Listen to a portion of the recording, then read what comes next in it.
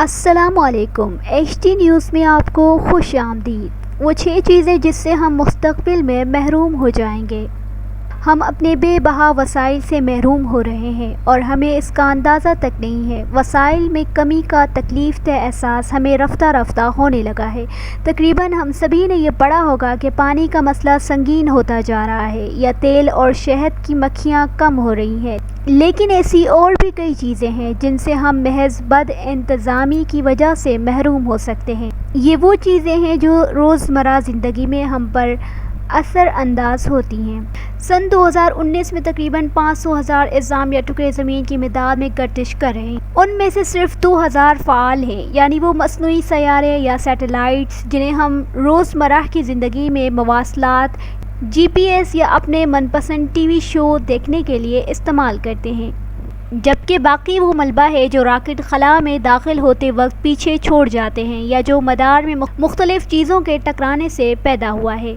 تو پھر مسئلہ یہ ہے، یہ 5 لاکھ اجسام وہ ہیں جو ہمارے مشاہدے میں ہیں، جبکہ اس میں روزانہ اضافہ ہو رہا ہے۔ جیسے جیسے ٹیکنالوجی مزید بہتر ہو رہی ہے، ویسے ویسے چیزوں کو مدار میں بھیجنا آسان ہوتا جا رہا ہے۔ اسے انسانوں کے لیے اچھی خبر سمجھا جا سکتا ہے، لیکن ہماری سڑکوں کے برعکس آسمان کی ٹریفک کو قابو میں رکھنے کے لیے کوئی نظام موجود نہیں۔ ہمارے پاس ایسا بھی کوئی نظام نہیں کہ زمین کے گرد چکر لگاتے ملبے یا باقیات کا صفایا کر سکیں۔ زمین کے مدار میں ان اجسام کے اضافے سے ان کے باہمی تصادم کے خطرات بڑھ گئے ہیں۔ ایسی صورتحال میں وہ نیٹ ورک خراب ہو سکتے ہیں جن کی مدد سے ہم اپنے موبائل فون استعمال کرتے ہیں، موسم کا حال جانتے ہیں یا سمت شناسی اور جی پی ایس سے متعلق دیگر کام کرتے ہیں۔ اس مسئلے کا حل تلاش کرنے کے لیے کام جاری ہے، لیکن فی الحال کوئی خطر خواہ کامیابی نہیں مل سکی۔ آپ سوچ رہے ہیں کہ آخر ریت بھی بھلا دنیا سے ختم ہو سکتی ہے؟ ہمارے پاس اتنے سارے صحرا اور ساحل سمندر تو ہیں جہاں ریت ہی ریت، لیکن حقیقت یہ ہے کہ دنیا بھر میں ٹھوس اشیاء میں جو چیز سب سے زیادہ نکالی جا رہی ہے وہ ریت اور بجری ہے۔ اقوام متحدہ کے مطابق جس رفتار سے اسے نکالا جا رہا ہے اس تیزی سے یہ پیدا نہیں ہو رہی۔ پتھروں کے قدرتی کٹاؤ یا بردگی کے عمل سے ہزاروں برس میں بننے والی ریت روزانہ بڑے پیمانے پر تعمیراتی کام، پانی کی تطہیر اور موبائل فونز کے پرزے بنانے میں استعمال ہو رہی ہے۔ ریت کے اس نقصان سے کمزور ماحولی نظاموں کو خطرہ لاحق ہو رہا ہے۔ یہی وجہ ہے کہ اس وسیلے کے استعمال کی عالمی سطح پر نگرانی کے لیے قواعد و ضوابط بنانے کا مطالبہ زور پکڑ رہا ہے۔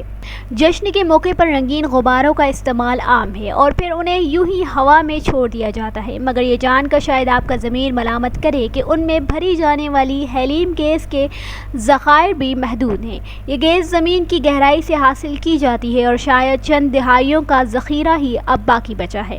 بعض اندازوں کے مطابق 30 یا 50 برس کے اندر ہی اس گیس کی کیمیابی کے اثرات ظاہر ہونے لگیں گے۔ اس کی کمی سے جشن ہی پھیکے نہیں پڑیں گے بلکہ ہمارا علاج معالجہ بھی متاثر ہوگا، کیونکہ یہ گیس ایم آر آئی یا بدن کی اندرونی تصویر کشی کرنے والی مشین کی مقناطیسوں کو ٹھنڈا کرنے کے بھی کام آتی ہے۔ اس سے سرطان اور دماغ اور حرام مغز کی چوٹ کی تشخیص اور علاج میں انقلاب برپا کیا ہے۔ کیا آپ کیلوں کے بغیر مستقبل کا تصور کر سکتے ہیں؟ تجارتی پیمانے پر پیدا کیے جانے والے کیلوں کی زیادہ تعداد پاناما نامی بیماری کی فنگس یا پھپھوندی سے متاثر ہے۔ ہم جو کیلے کھاتے ہیں اس کا تعلق کیلے کی اس قسم سے ہے جو کیونڈش کہلاتی ہے۔ سن 1950 میں اس بیماری نے دنیا بھر میں کیلے کی پوری فصل تباہ کر دی تھی، جس کے سبب کاشتکاروں نے گراس میچل نامی کیلے کی قسم چھوڑ کر کیونڈش قسم اگانا شروع کر دی تھی۔ محققین کیلوں کی ایسی اقسام تیار کرنے میں مصروف ہیں جو پھپھوندے کے مقابلے میں مدافعت رکھتی ہوں اور کھانے سے لذیذ بھی ہوں۔ قابل کاشت مٹی۔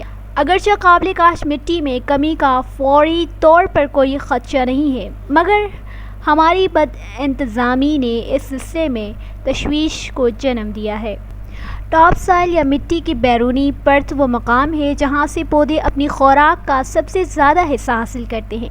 جنگلی حیات کے لیے کام کرنے والی غیر سرکاری عالمی تنظیم WWF کے اندازے کے مطابق پچھلے 150 برسوں میں زمین کے اوپر پرت کا آدھے سے زیادہ حصہ ختم ہو چکا ہے اور صرف 1 انچ دبیز پرت کی قدرتی طور پر بحالی میں 500 برس لگ سکتے ہیں۔ اسی پرت پر ہماری خوراک کی پیداوار کا انحصار ہے۔ دیا سلائی میں استعمال ہونے والے عنصر کے ذخائر محدود ہیں اور عجب نہیں کہ ایسا وقت آئے گا کہ ہم ماچس چلانے کے قابل بھی نہیں ہوں گے۔ فاسفورس کا بظاہر ہماری روزمرہ زندگی میں کوئی خاص عمل دخل نہیں ہے، در حقیقت یہ نہ صرف حیاتیاتی اعتبار سے انسانی DNA کی ساخت کے لیے ضروری ہے بلکہ یہ مصنوعی کھاد کا بھی اہم جز جس کا کوئی معلوم تبادل نہیں ہے۔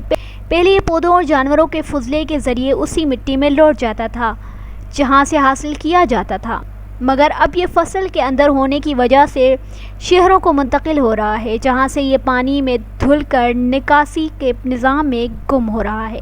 جس رفتار سے معاملات آگے بڑھ رہے ہیں اس سے اندازہ ہوتا ہے کہ فاسفورس کے ذخائر 35 سے 40 برس تک ہی چل پائیں گے، جس کے بعد ہمیں بھوک ستانے لگے گی۔